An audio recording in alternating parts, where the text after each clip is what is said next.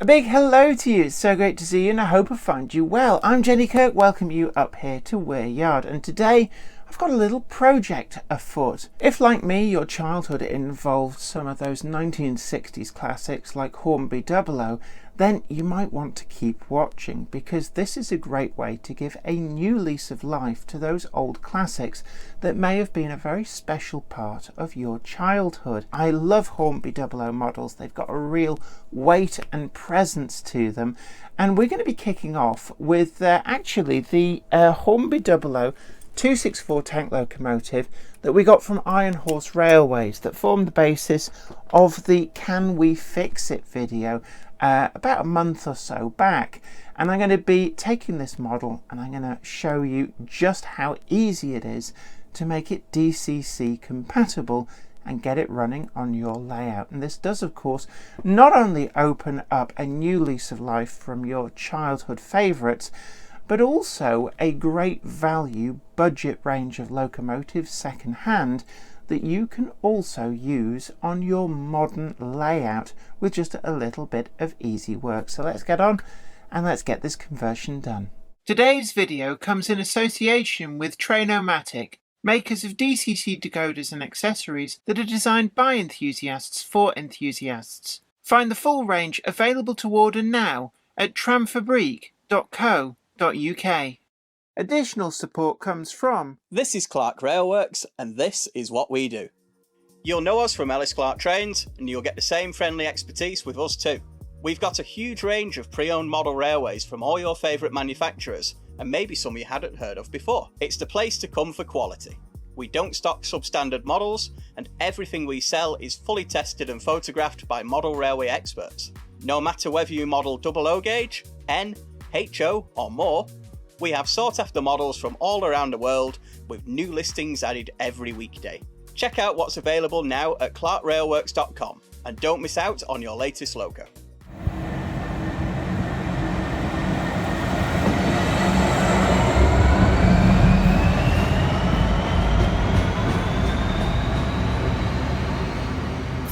Up here on Weir Yard, everything is DCC, and there's really no place for a DC locomotive, nor would I really want to be bothered with going back to DC for any reason.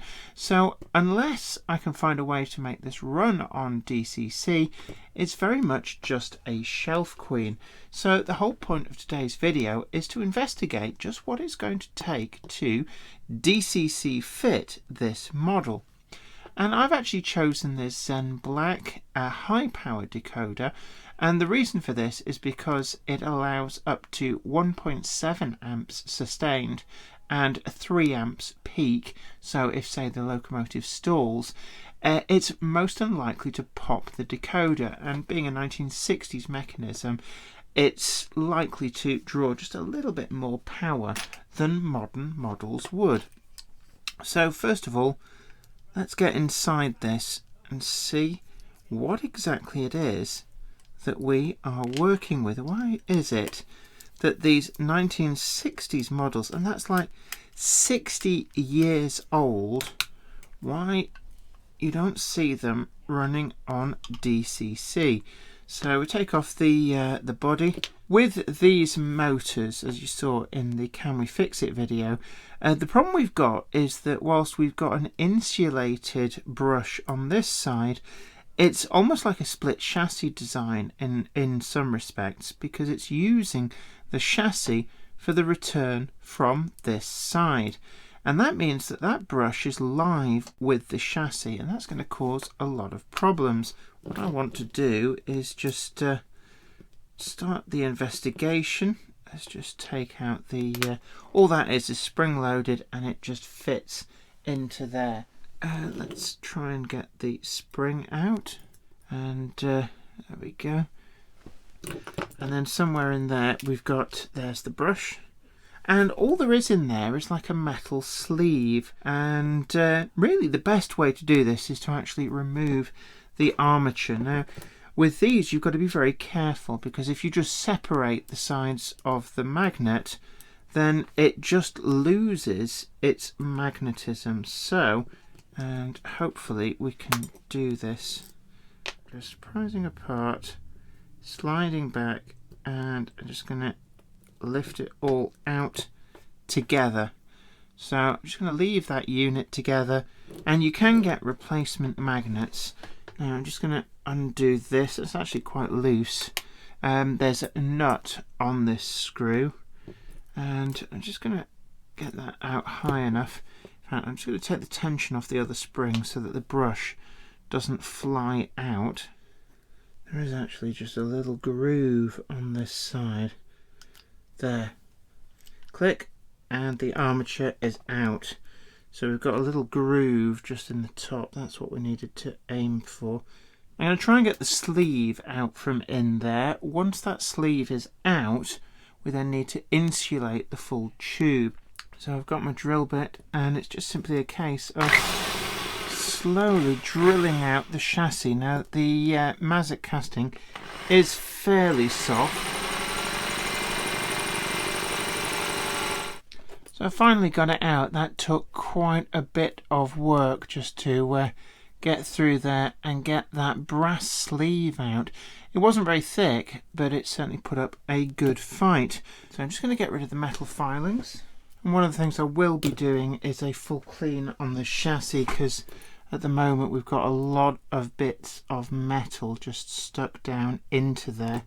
In my spares box is one of these Hornby Dublo insulating tabs, and these were a quirk of the 3-rail system, needed to separate the tabs on the actual third rail, but they are bendy.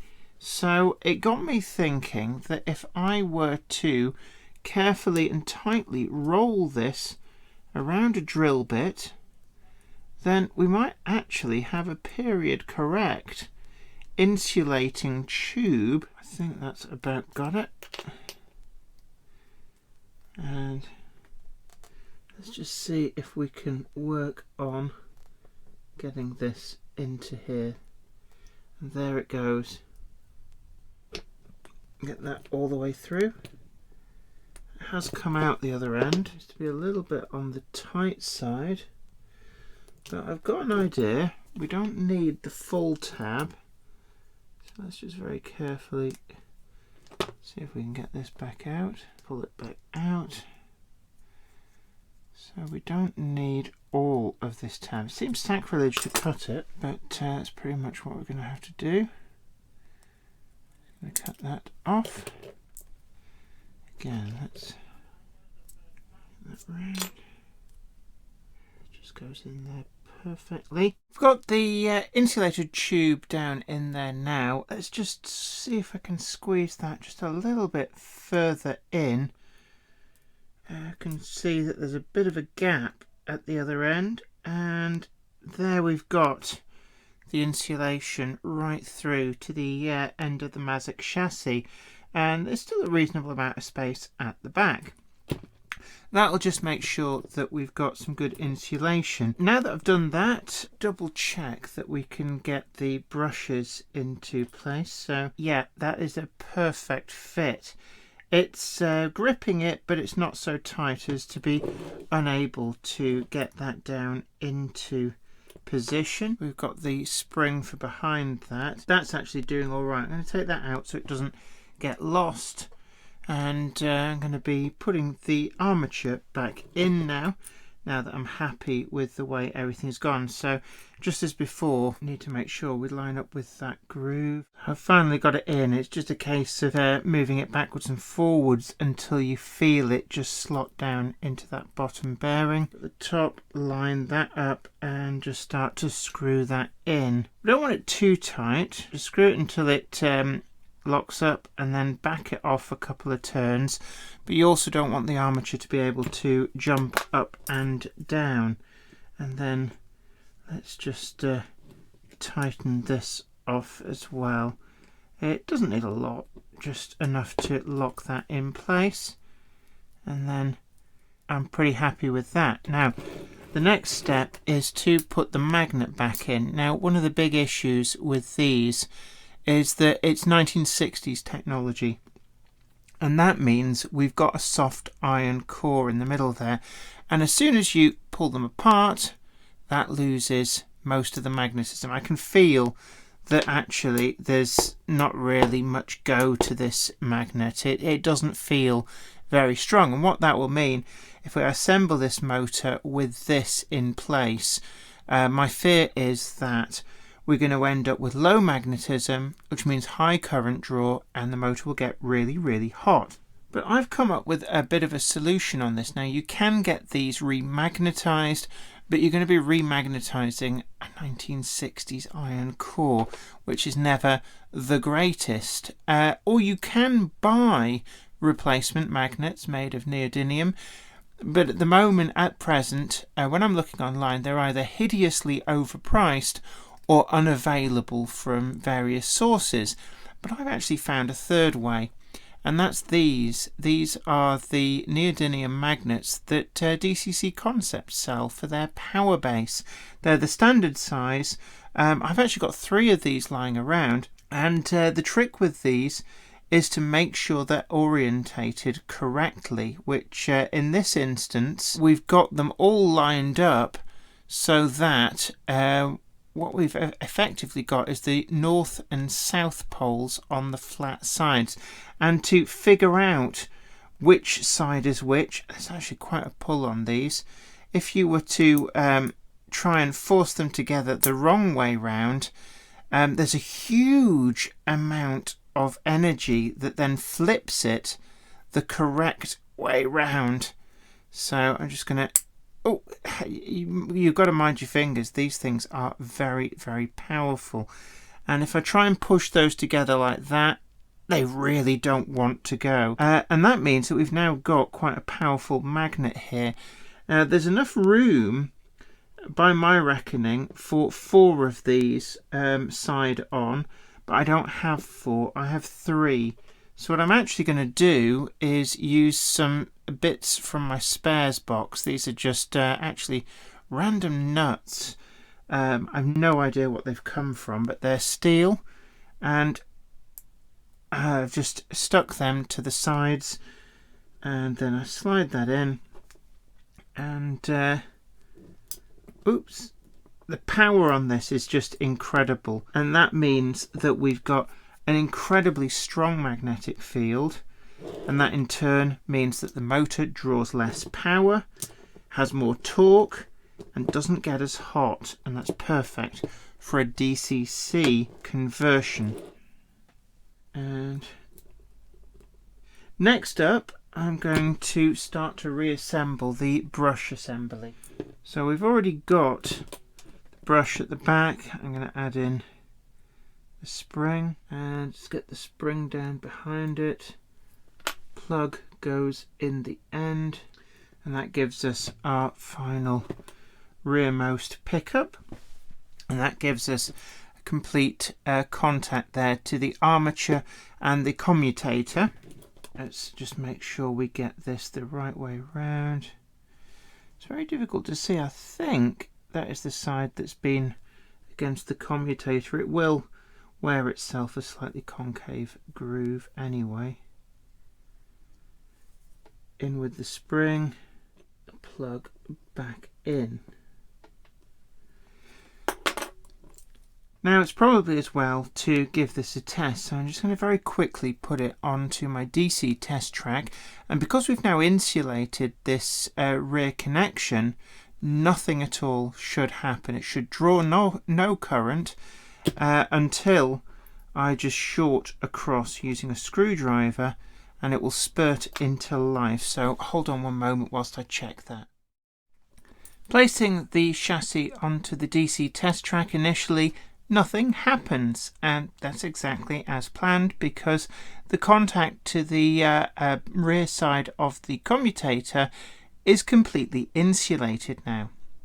I quickly soldered a wire to jump across, and as you can see, the locomotive sprang into life, proving that we actually do still have a fully functioning model, and the new magnets are working really, really well. So it's now back to the workbench, and let's work on the rest of the DCC fitting.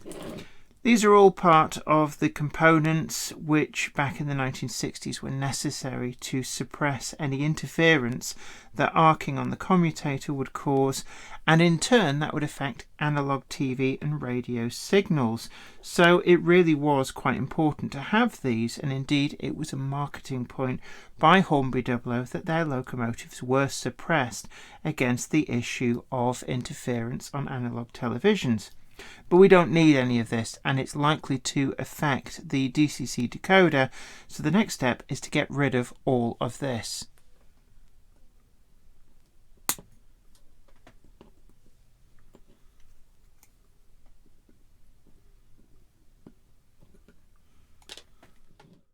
So getting the decoder out, we've got our fly lead here, which gives us our 8-pin connection back to the decoder, and I'm going to just use this as the basis of being able to hardwire. So what I tend to do is to chop these off down here near the plug, and we need the black, the orange, the grey and the red. These are the important ones that we're going to need.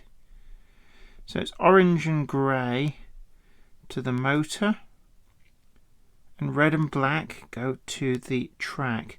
Now all these others I'm actually going to use some heat shrink, and it's always a good tip for being able to just keep these together. I don't like to cut them off because at some point in the future you may wish to actually reuse this decoder elsewhere for whatever reason, and it just keeps your options open. So I just give them a quick twist and then feed all of these in to the heat shrink. I just feed all them down, and I'm going to use the heat from the soldering iron just to grip that down, and that just makes sure that all of these wires are kept neatly out of the way. We're going to come in and we're going to start work on tinning the ends of the wires that we do need. Get some flux onto these, just a small amount of flux.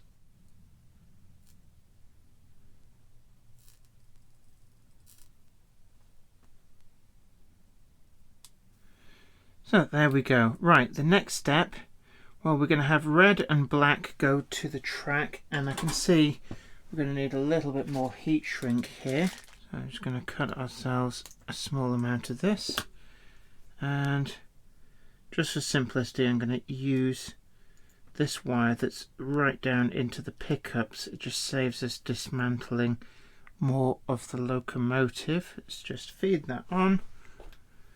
And we're going to give that a little bit of help, and we're going to put the black wire, I think, to that.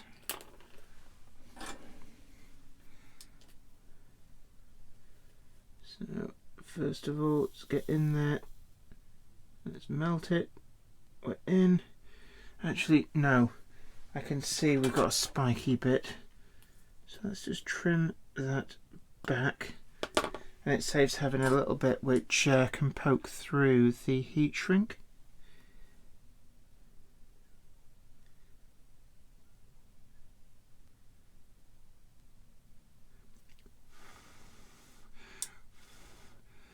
So we've got that in. Happy with that, and let's just feed the heat shrink over.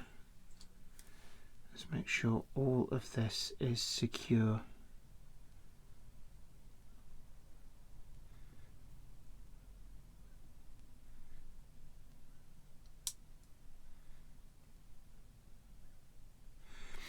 So I'm happy with that. Red is going to go down, and we've got a really handy solder point direct to the chassis for that. So we're going to make use of that.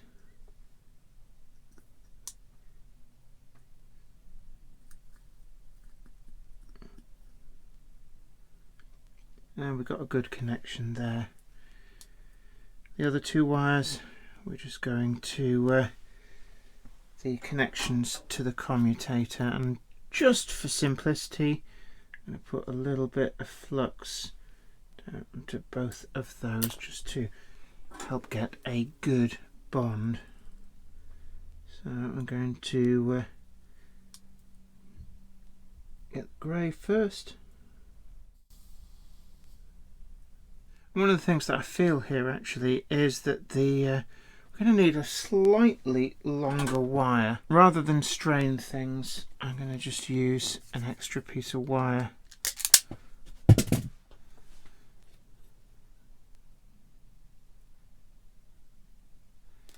Just so we don't run into any difficulties with positioning of the actual decoder.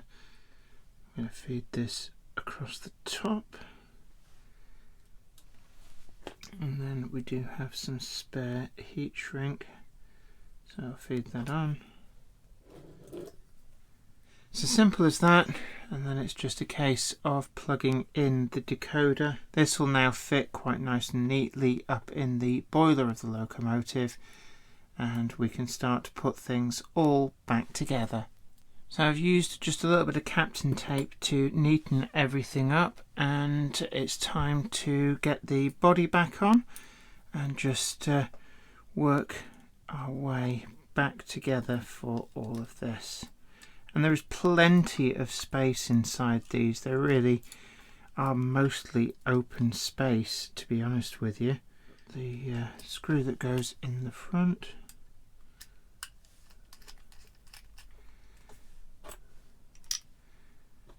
and the bogie, and there you have it all back together, and it's off now to the programming test track. I've already programmed it on the programming track, and I've put it on a suitable number.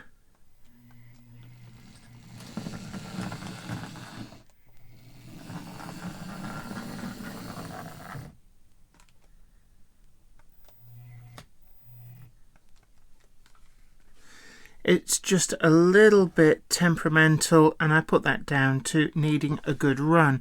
This locomotive has probably not done any running in anger other than in the Can We Fix It video, probably for 30 to 40 years.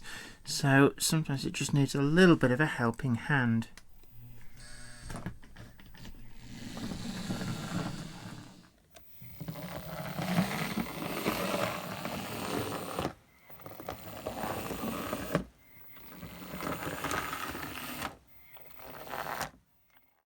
This is effectively picking up as an 040 because we've got plastic bogies, and the centre wheels, they're not only flangeless, but they're ever so slightly smaller diameter, so they don't actually touch the rails, and no matter, because the pickups are only touching 2 of the wheels.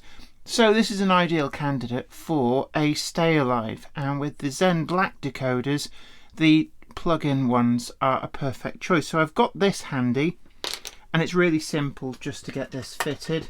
Again, because there's so much space inside these models, we're really just not pushed on the install. You don't have to worry about where it's going to go. Just slide everything apart. All of the Zen Black decoders come with the fly lead to plug straight in to the stay alives. Just make sure you get the plug the right way up. It just won't go in if you try and plug it in the wrong way.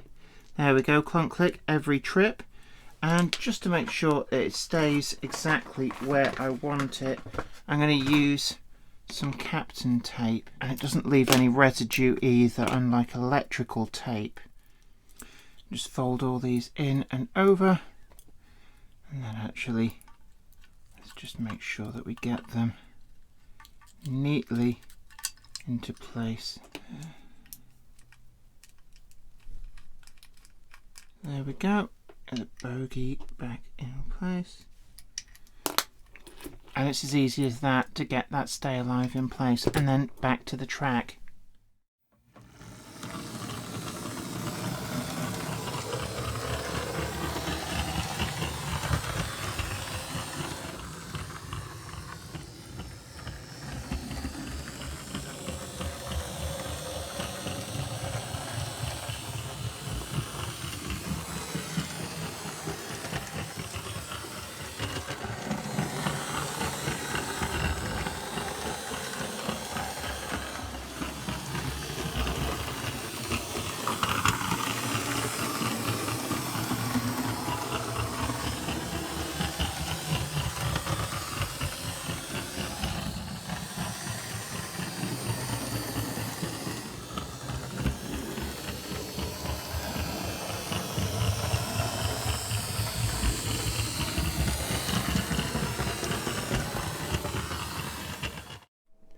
Well, I hope you really enjoyed today's video and found it informative, and as always, hit that like button and consider sharing this as well if you know somebody else who might benefit from some of the bits and pieces that we've been doing in this video, if maybe they are looking at their fleet of older locomotives and wondering how to make them compatible with their modern DCC layout.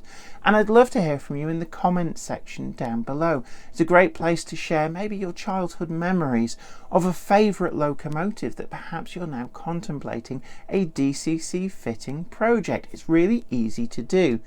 And in this video actually I used the Zen Black high power decoder just for peace of mind, but in the main, if you're changing over the magnets on these locomotives just as you saw in the video, then really any DCC decoder should be good to go. Just make sure that you don't have any stray shorts, and it's always best to check your locomotive first on the programming track just so that you don't get any blown decoders.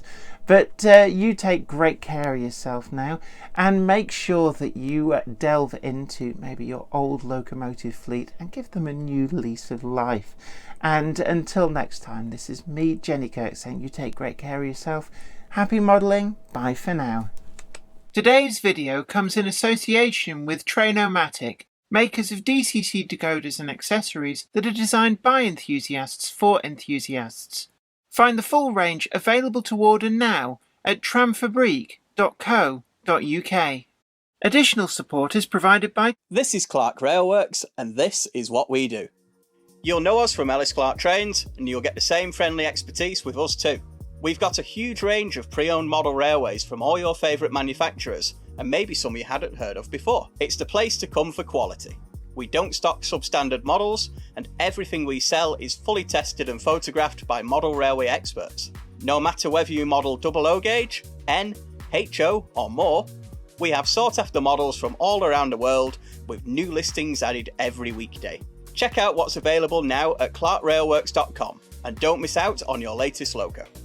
I'd like to thank everybody over on Patreon, and an extra special huge thanks goes out to our Patreon heroes. Without you guys over on Patreon, we really wouldn't be able to keep making the video content that you see on this channel. And don't forget that you can also head on over to patreon.com/JenniferKirk and check out the different tiers of rewards. Thank you so much. You are absolute legends.